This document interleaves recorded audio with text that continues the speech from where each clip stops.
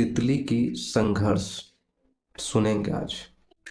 एक बार एक आदमी को अपने गार्डन में टहलते हुए किसी टहनी से लटकता हुआ एक तितली का कोकून दिखाई पड़ा। अब हर रोज वो आदमी उसे देखने लगा और एक दिन उसने नोटिस किया कि उस कोकून में एक छोटा सा छेद बन गया।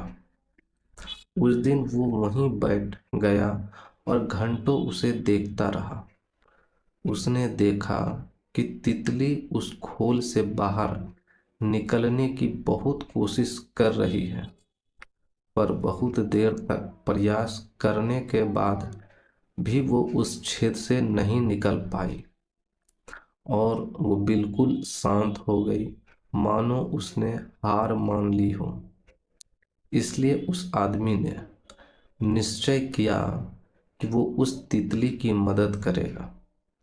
उसने एक कैंची उठाई और कोकून की ओपनिंग को इतना बड़ा कर दिया कि वो तितली आसानी से बाहर निकल सके।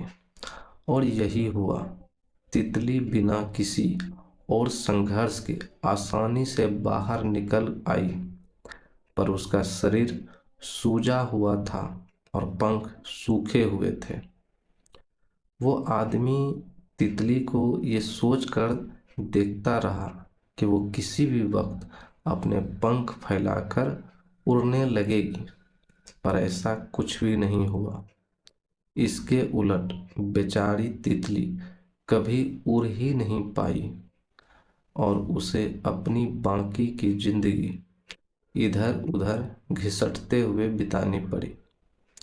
वो आदमी अपनी दया और जल्दबाजी में ये नहीं समझ पाया कि दरअसल कोकून से निकलने की प्रक्रिया को प्रकृति ने इतना कठिन इसलिए बनाया है ताकि ऐसा करने से तितली के शरीर में मौजूद तरल उसके पंखों में पहुंच सके और वो छेद से बाहर निकलते ही उड़ सके।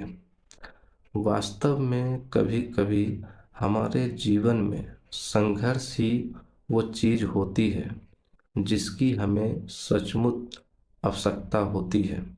यदि हम बिना किसी स्ट्रगल के सब कुछ पाने लगे तो हम भी एक अपंग के समान हो जाएंगे।